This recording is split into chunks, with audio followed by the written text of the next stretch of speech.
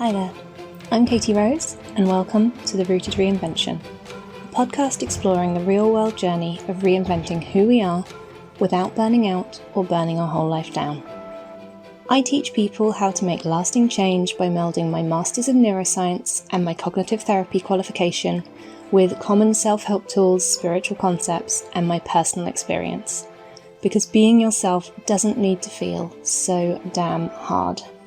To get more information on podcast episodes, please visit rootedreinvention.com/podcast. Hi there, welcome to episode 2.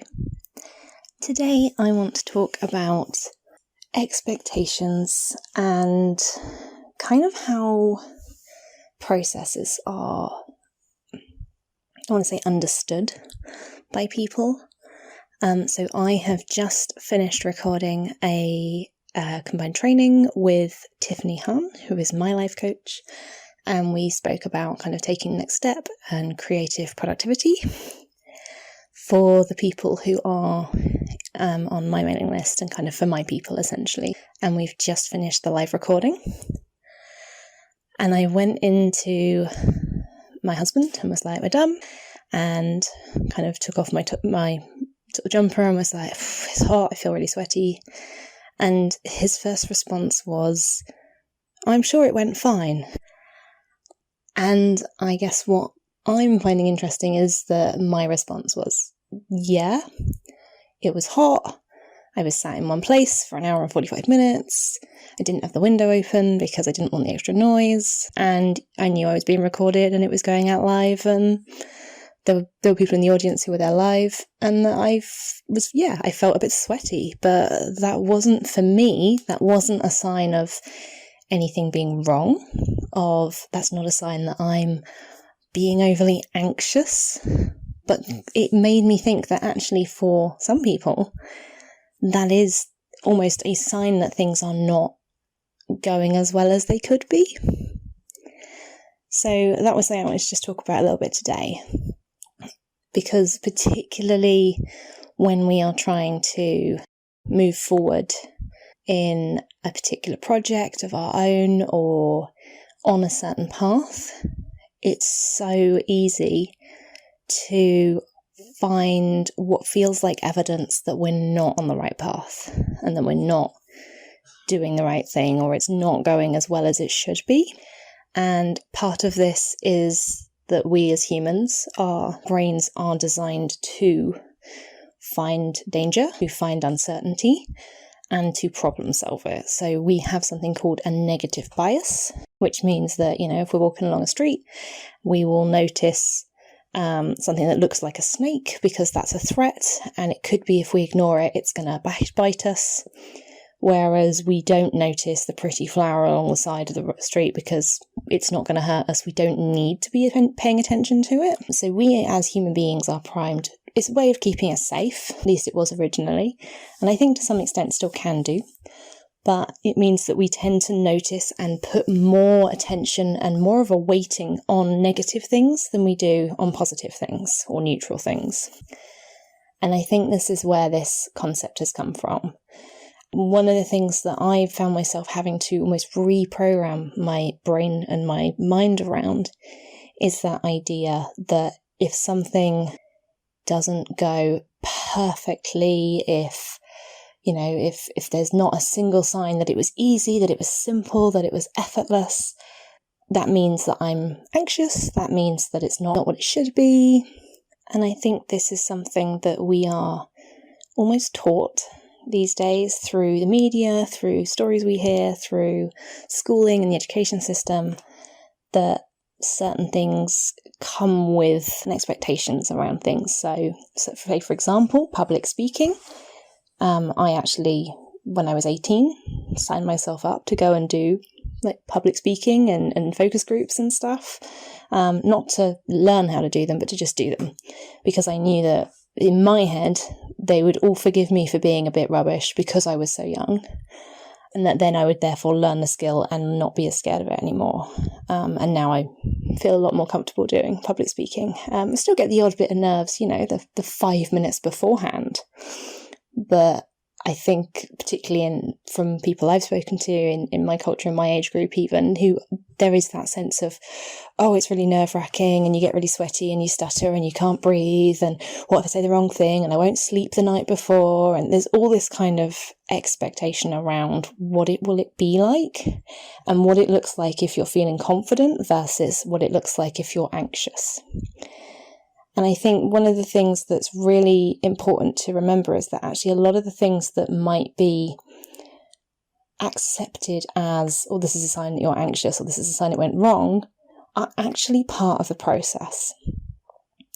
So for those people who, like me, are writers, or there's kind of creatives who have maybe read books on kind of creative processes, you might know about something called resistance. And the idea is that when we have a sense of resistance, so we have a plan and we're moving forward with it, and something blocks us. So it might be that you suddenly get writer's block. It might be that the story seems to be going in a way that you hadn't planned, that's not in your outline. It might just be that you feel like this isn't the right path. And again, thinking about life projects, thinking about moving forward on who you are and kind of starting your meditation habit or your exercise routine or whatever it is, having that sense of resistance. There is a lot of certainly information out on the internet. Lots of people, even coaches, say like if you're struggling with it, if you're getting resistance, this is a sign you're going the wrong way. And I disagree with that. I disagree with that for so many reasons. I can't even go into them. But I think this is something that we tend to hit against with those kind of expectations that are set for us. So the idea is that you write your novel, you outline it, you follow your outline, it all goes hunky-dory. If you hit a snag, you've hit a wrong turn somewhere.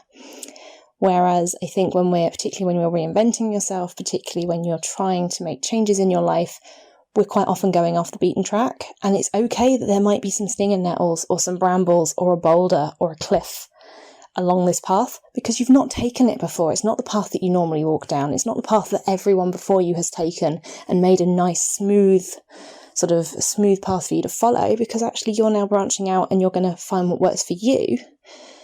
It doesn't mean it's the wrong path. It doesn't mean it's not right for you. It means that you're going out of your comfort zone. It means you're doing something different. And that's how every human being who's ever made a discovery, who's ever made history, who's ever done anything important or impressive or that's moved our civilization forward, they've all gone off the beaten path at some point, and they've all experienced resistance.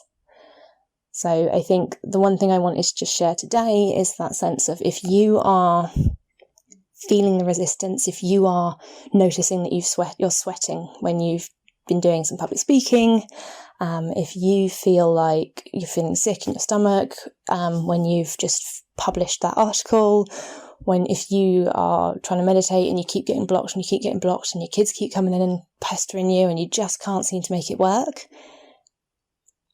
don't automatically think, oh, this is clearly not working for me, this is clearly not right, this is clearly not the path that I need to be taking.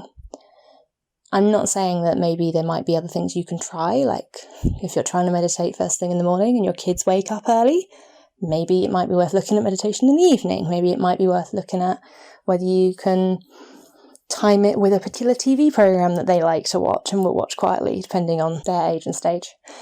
But I think one of the things I want just to think about this week is kind of considering when there's this expectation of, oh, that means that's right, that means it's wrong, that means it went well, that means it didn't, that means you're anxious, that means you're not.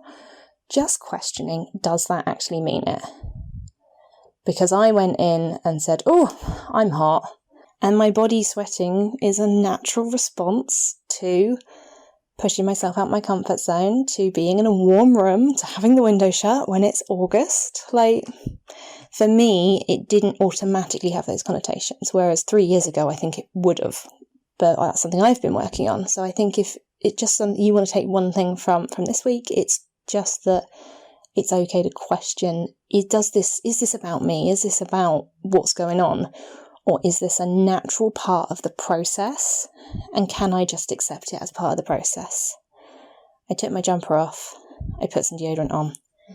I'm now here recording this. I haven't let it change the way I feel about things just because my husband's first question was, or first comment was, "Oh, I'm sure it's okay. He was trying to reassure me," thinking that it was a sign of anxiety. That doesn't mean it was. I love him. He's great. But just because someone else sees something as a sign of anxiety, a sign that something's wrong, a sign that maybe you shouldn't be doing it, doesn't necessarily mean that that is true for you and your life right now. Thanks for listening, and as always, you can find out more at rootedreinvention.com. Take care, remember you are more capable than you often realise, and I'll see you next time. Bye!